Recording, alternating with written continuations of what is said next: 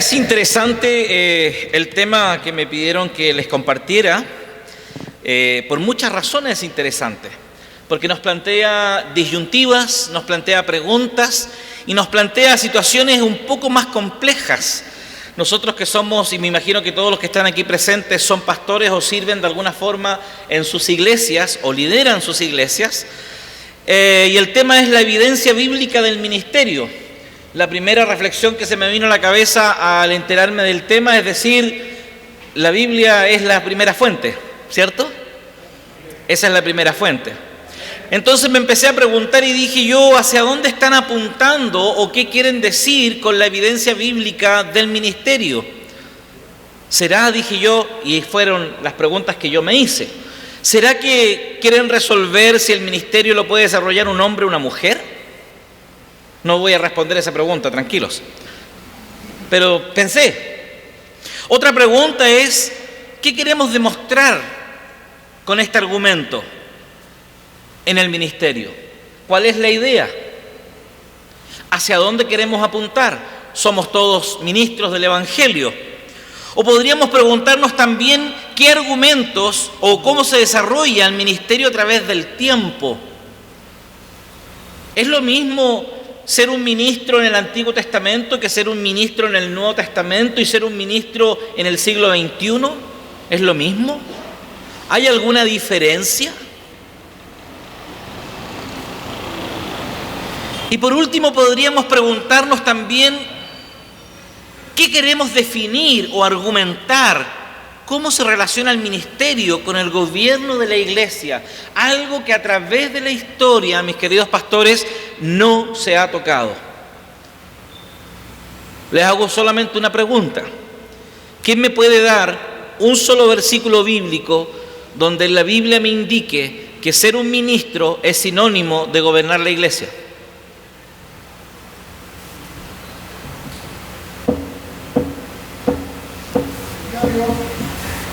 Interesante.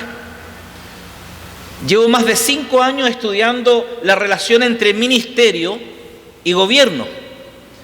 Y a través de la historia no hay ningún escritor bíblico que haya tocado el tema de ministerio sinónimo de gobierno. Ni siquiera los padres de la iglesia, Clemente, Eusebio y todos los padres de la iglesia, Tertuliano, Justino Mártir, ninguno de ellos. Pareciera que de forma automática asumimos que ser ministro es gobernar la iglesia. Pareciera que fuera la parte lógica de ser un ministro, ¿cierto? Pero tenemos bíblicamente algunas problemáticas con esa definición. El apóstol Pablo, apóstol de Jesucristo, reconocido por los apóstoles como un par, pero no gobernó ninguna iglesia. Dígame, ¿qué iglesia gobernó el apóstol Pablo? Ninguna. ¿Perdón? Ah, santo. El apóstol Pablo. ¿Me entienden, no, hermano? No hay evidencia bíblica que nos relacione implícita. Voy a hacer esa observación. No hay una evidencia implícita que nos relacione ministerio, gobierno eclesiástico. Es más, todos los apóstoles no gobernaron la iglesia del primer siglo. Los pilares de la iglesia, ¿quiénes eran? Jacobo, Juan y Pedro. Ellos eran los pilares. Ellos eran los que gobernaban la iglesia en Jerusalén y principalmente Santiago. Entonces es interesante cuando nos planteamos el desafío de decir cuál es la evidencia bíblica del ministerio. Porque hoy día yo lo que quiero hacer en el tiempo que tengo, que no sé cuánto tengo tiempo, porque 1 hora, gloria a Dios, eso significa 2 para los pastores, ¿sí o no?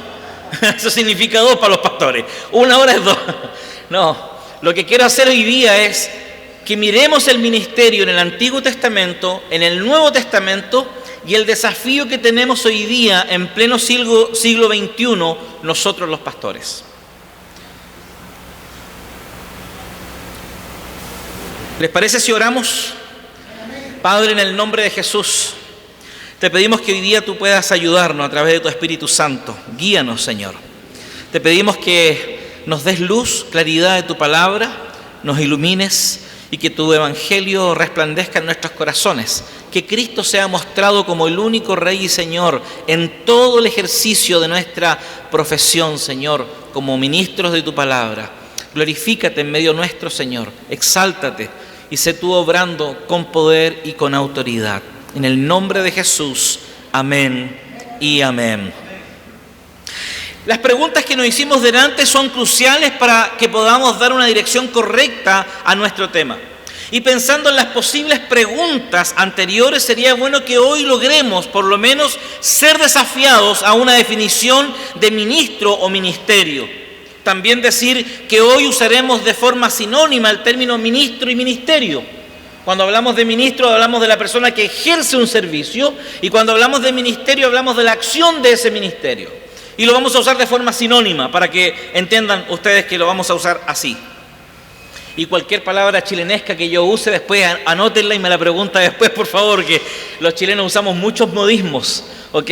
Tenemos un lenguaje aparte del español, entonces para que no queden ustedes ahí con algo así dando vuelta, me preguntan después, por favor.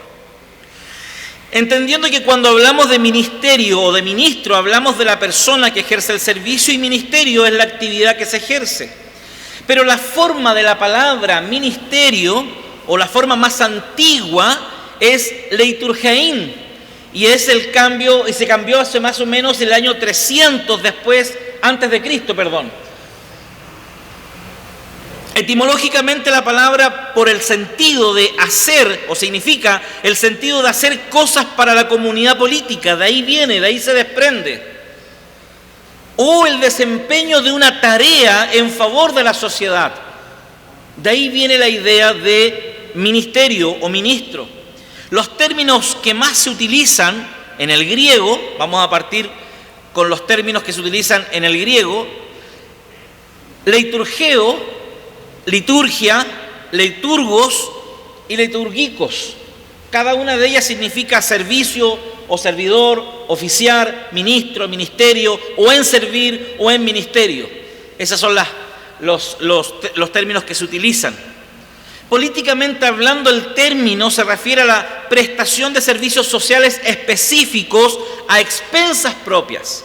Por ende, Aristóteles decía: muchos estados democráticos trasquilan a los ricos por medio de liturgias, decía Aristóteles.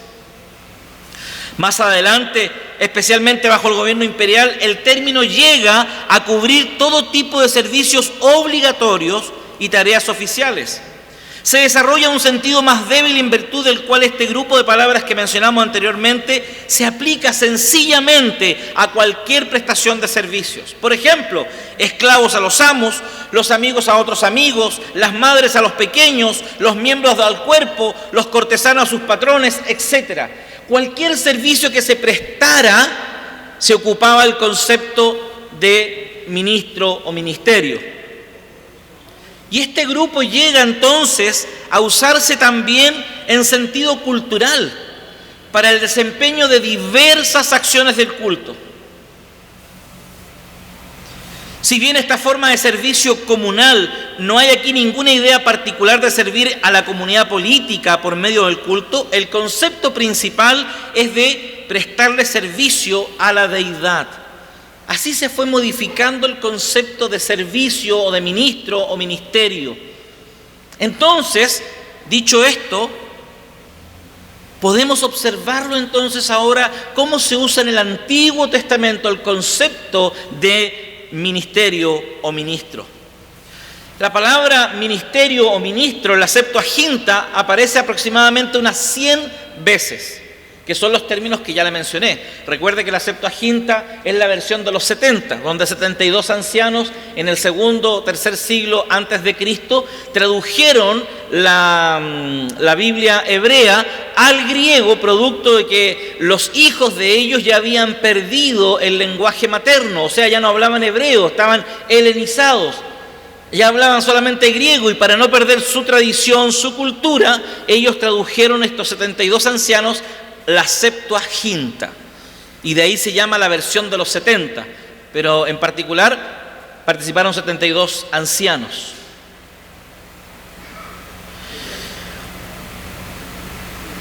Se usa principalmente como traducción en la Septuaginta. La palabra que traduce para hablar de ministerio o ministro es sheret en hebreo, sheret en hebreo, y también se ocupa la palabra sharat, cualquiera de las dos terminologías. Cuando este término figura en contextos culturales, en otros casos se emplea otros términos griegos, y ahí la Septuaginta ocupa la palabra leiturgein, que es más bien un sustantivo, para el servicio divino, incluyendo a los ídolos. Vaya conmigo a Ezequiel capítulo 44, verso 12, por favor. Aquí vemos esta realidad. Ezequiel 44, verso 12.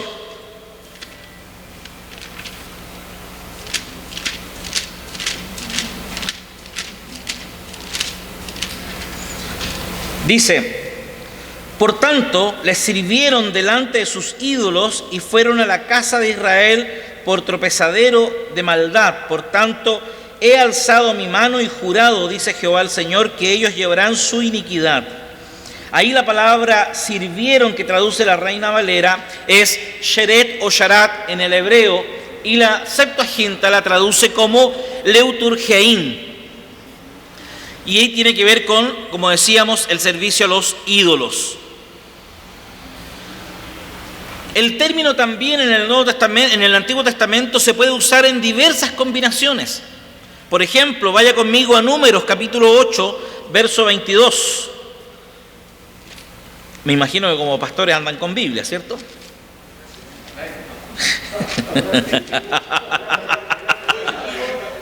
Ahí está, bien, muy bien. Por eso no la traen, dijo. El 8:22 dice: así vinieron después los levitas para ejercer su ministerio en el tabernáculo de reunión delante de Aarón y delante de sus hijos. De la manera que mandó Jehová a Moisés acerca de los levitas, así hicieron ellos. También puede buscar después el verso de Segunda de Crónicas 11:14 y también Joel 1:13. Pero hay también un uso común en absoluto. Por ejemplo, Éxodo 28:35. Vaya conmigo a Éxodo 28:35.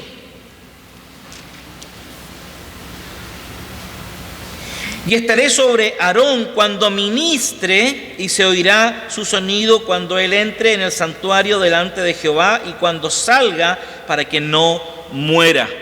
También Éxodo 35:19.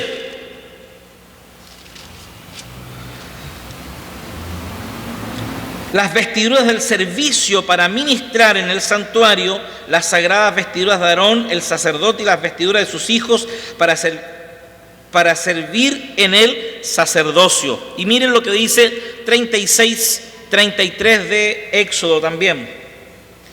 E hizo que la barra de en medio pasase en medio de las tablas de un extremo al otro. Fíjense que usa la referencia de servicio con esta cruza de las tablas, ¿cierto? Dice: la barra de en medio pasase por el medio de las tablas de un extremo a otro. Ese cruce lo relaciona con servir. O sea, esa tabla que cruza estaba sirviendo a lo otro. Y por eso utiliza la misma terminología.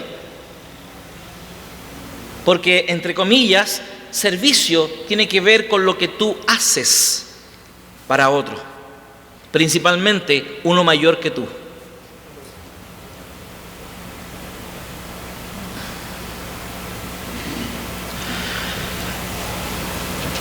Y también se usa en Daniel 7:10, pero aquí en Daniel 7:10 se espiritualiza y tiene que ver con el servicio de los ángeles. En Daniel capítulo 7, verso 10. Toda esta terminología que estamos viendo es sherat o sharat, como haya sido traducida o como está escrita ahí en la Sturgartensia, que es la versión hebrea que yo ocupo.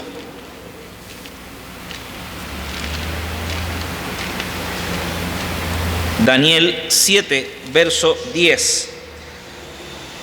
Un río de fuego procedía y salía delante de él. Millares de millares le servían y millones de millones asistían delante de él.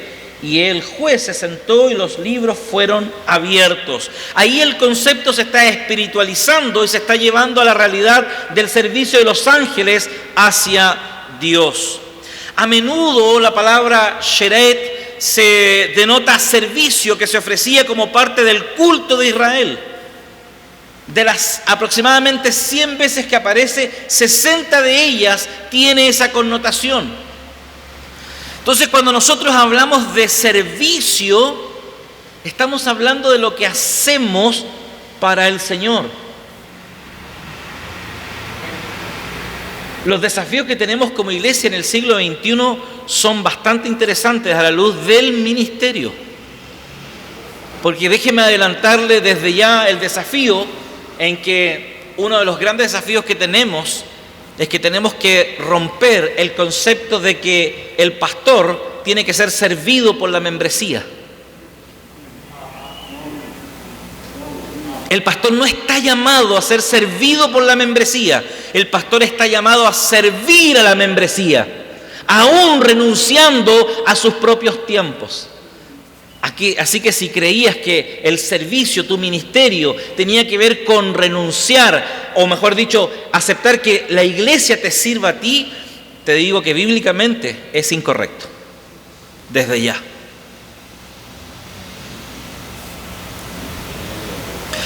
Primera de Samuel 2:11, mira lo que nos dice Samuel. Samuel, siendo un niño, ministraba a Jehová delante del sacerdote Elí. Ministraba a Jehová, o sea, servía al Señor delante del sacerdote Elí. Y el Señor lo llamó lo llamó mientras servía a Jehová, como lo dice 1 Samuel 3:1. Entonces, este servicio era únicamente para honrar a Dios. ¿Cómo nosotros como ministros, otro paréntesis, cómo nosotros como pastores, ministros, honramos a Dios? Cuando servimos a nuestros hermanos.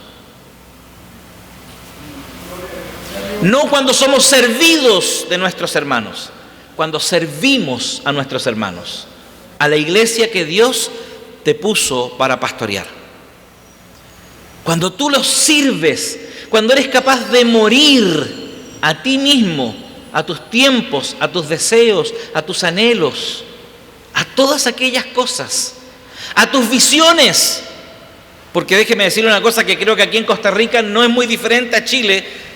En Chile nuestros pastores y nosotros hablamos mucho de mi visión, la visión que Dios me dio.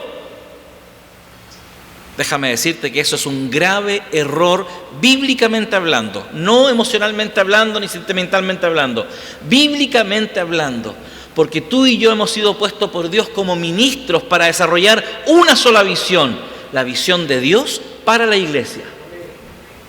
No tu visión, no tu sueño, no tu anhelo, no tu deseo personal, es la visión de Dios para la iglesia. Somos ministros de Él.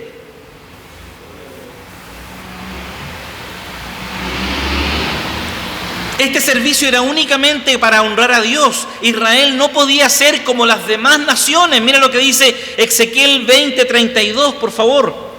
Ezequiel 20:32.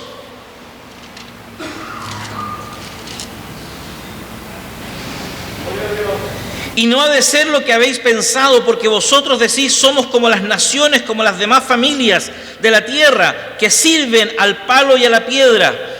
Pero el Señor dijo, ustedes no son como las otras naciones. La iglesia, los pastores, no deben ser como los líderes del mundo, que quieren ser servidos, como los políticos de este tiempo, que quieren que el pueblo los sirva y no servir al pueblo. No podemos ser iguales. Nosotros tenemos que marcar la diferencia a la luz del Evangelio. Este término entonces es de uso corriente en hebreo bíblico y moderno, en diferentes modalidades verbales y sustantivas. Se encuentra en el antiguo fenicio y según algunos en ugarítico también. Sharat se halla cerca de 100 veces en el Antiguo Testamento hebreo. La primera vez que se utiliza es en Génesis 39, verso 4. Vamos a Génesis 39, verso 4.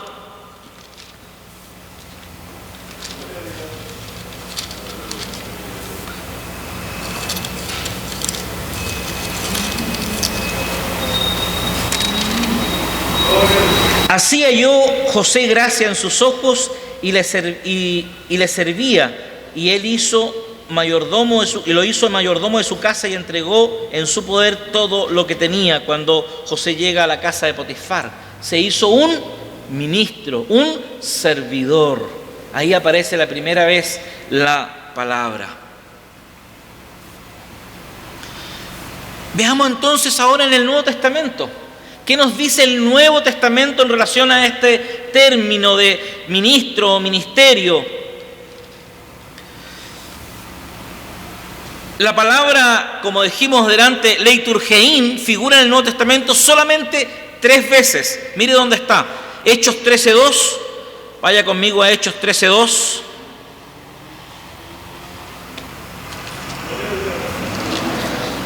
Dice: ministrando estos al Señor y ayudando, dijo el Espíritu Santo, apartarme a Bernabé y a Saulo para la obra a que los he llamado.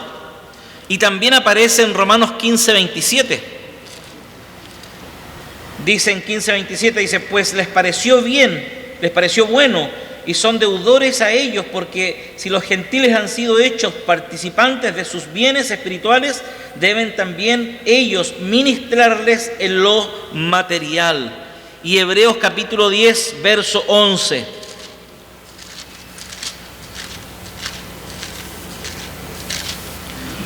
Hebreos 10, verso 11. Y ciertamente todo sacerdote está día tras día ministrando y ofreciendo muchas veces los mismos sacrificios que nunca pueden quitar los pecados. Y la palabra liturgia solo aparece 6 veces. La palabra leiturgos y liturgicos añaden otros 6 casos, 3 de ellos en Hebreos. El predominio del uso en Hebreos es natural en vista de su interpretación cristológica. Recuerde que la carta a los Hebreos es una carta cristológica.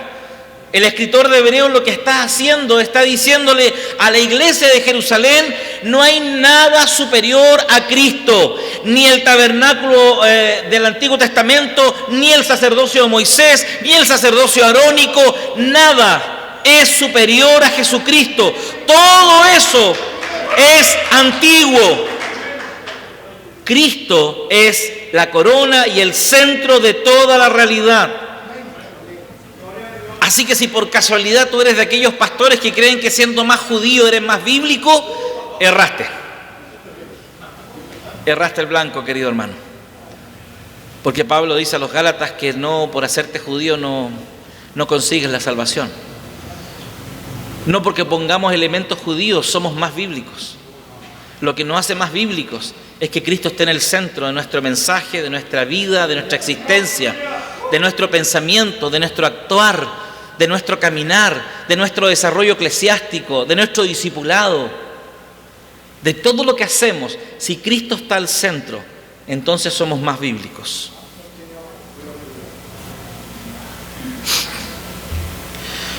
Es así como en Hebreos 8:6, donde nos dice: pero ahora tanto mejor ministerio es el suyo, cuanto es mediador de un mejor pacto, establecido sobre mejores promesas.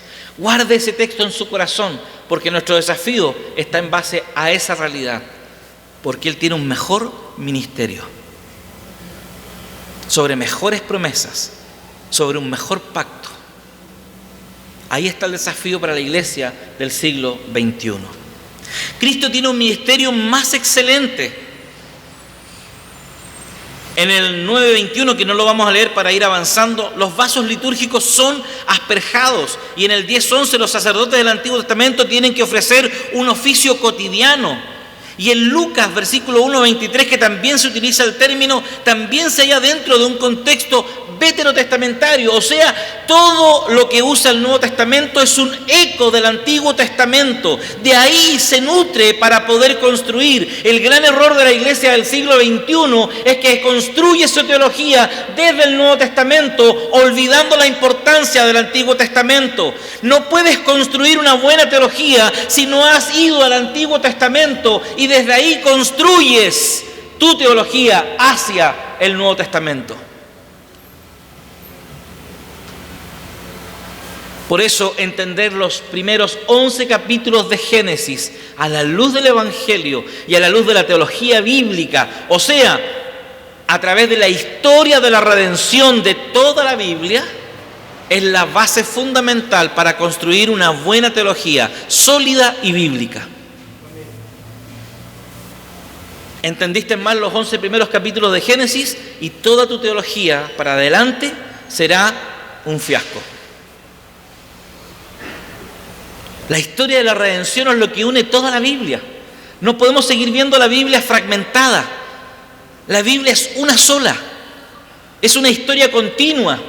¿Con elementos discontinuos? Claro que sí. Las ceremonias judías no son para ti ni para mí. Mira lo que dice Génesis 3:15. ¿Cómo dice Génesis 3:15? Pondré enemistad entre la simiente de la mujer y la simiente de la serpiente. La simiente de la mujer le herirá en la cabeza y la simiente de la serpiente le herirá en el calcañar. ¿Qué nos indica ese pasaje? El protoevangelio, el inicio del pacto de gracia, desarrollado a través de todas las escrituras y de todos los otros pactos, desde el pacto noético, abrámico, mosaico, davídico y hasta el nuevo pacto. Es el mismo pacto de gracia, ratificado, pero en cada uno de ellos mejorado y ampliado en sus promesas, pero es el mismo pacto de gracia. Pero el hilo conductor comienza en Génesis 3:15. ¿Y sabes dónde termina? Apocalipsis 17:14. Mira lo que dice Apocalipsis 17:14. El hilo conductor de todas las escrituras. Mira lo que dice. 17:14. Pelearán contra el Cordero y el Cordero los vencerá, porque Él es el Señor de señores y Rey de reyes, y los que están con Él son llamados y elegidos y fieles. Génesis 3:15 nos anuncia una batalla, una pelea, una guerra. Apocalipsis 17:14 nos indica quién ganó esa pelea en la historia de la humanidad. Jesucristo la ganó. Tú no eres libre porque tú haces las cosas bien. Tú no eres victorioso porque dijiste no al pecado o porque peleaste fuertemente. Tú eres victorioso porque Cristo ganó en la cruz por ti. Tú puedes vencer el pecado porque Cristo venció el pecado. Tú puedes avanzar y caminar en santidad porque Cristo caminó y vivió en santidad. Porque si fuera por ti y por mí, estaríamos revolcándonos en el pecado día tras día.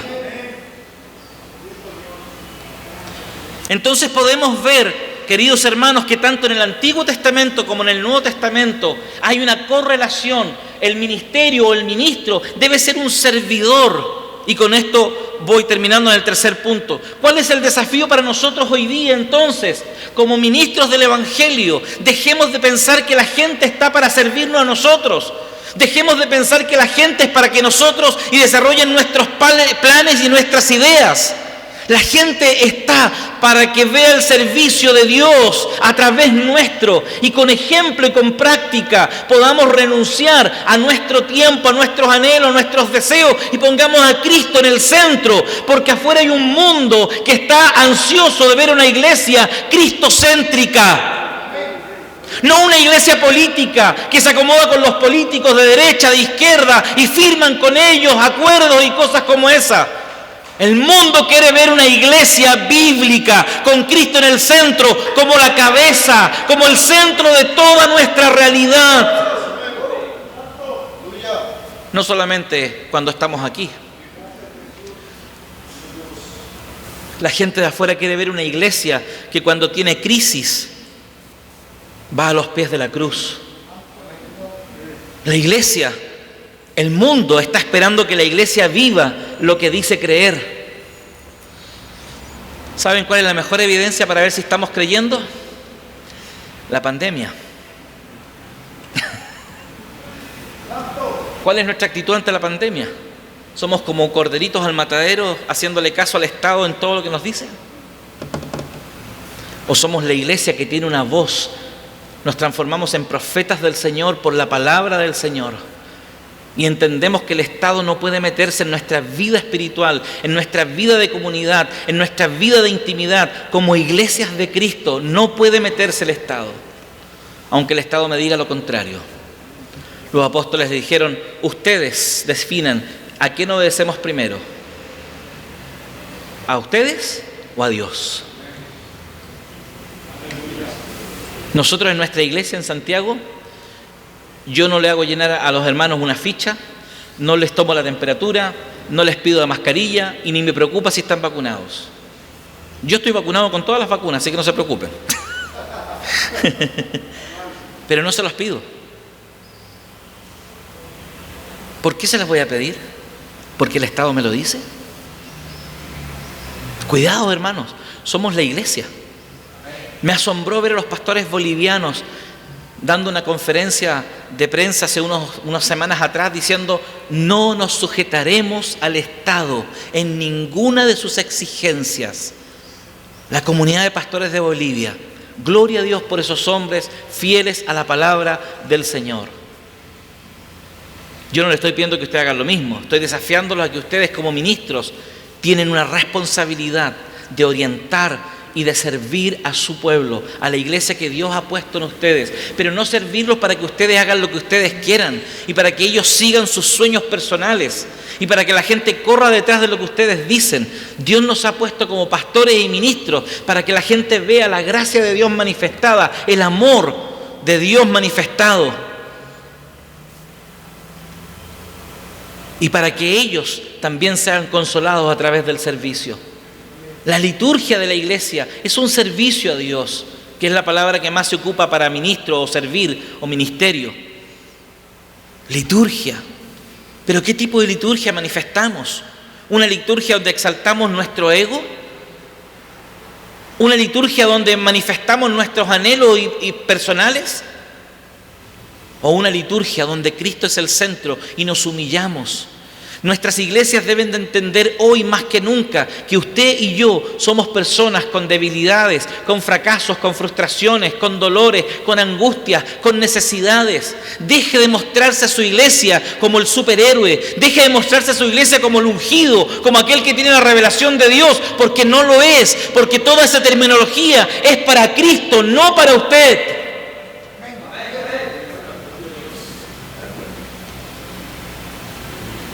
Cristo es la cabeza y nunca dejará de ser la cabeza de la iglesia. ¿Tiene un desafío? Su desafío es que cada vez Cristo sea más notorio en su entorno y no usted. Juan decía, es necesario que yo mengüe para que Él crezca. ¿Quiere menguar? ¿O quiere seguirle enseñando a su iglesia que usted es el ungido, que usted es el santo, que usted tiene la visión, que no hay nadie como usted?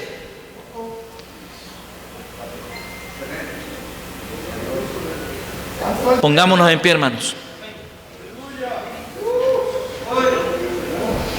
Señor,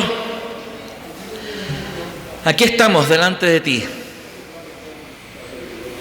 incapaces de cambiar nuestra historia, Señor.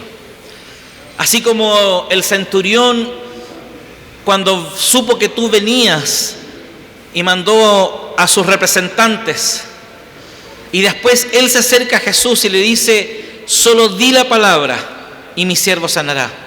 Señor, en esta mañana queremos pedirte que tú digas la palabra para que nuestros egos, nuestros anhelos, nuestros sueños personales queden destruidos, para que tú puedas emerger profundamente en nuestro corazón y que la gente cuando nos vea, vea a Cristo, te vea a ti actuando, mostrándose, Señor. Que tu amor, que tu gracia, que tu bondad, que tu fidelidad, que tu carácter sea lo que reflejemos a nuestras iglesias, a la gente del mundo que tanto necesita que compartamos este evangelio, Señor.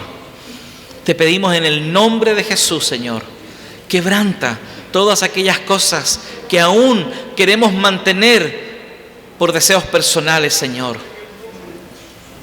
Desafíanos cada día, Señor. En el nombre de Jesús te lo pedimos, Señor. Amén y amén.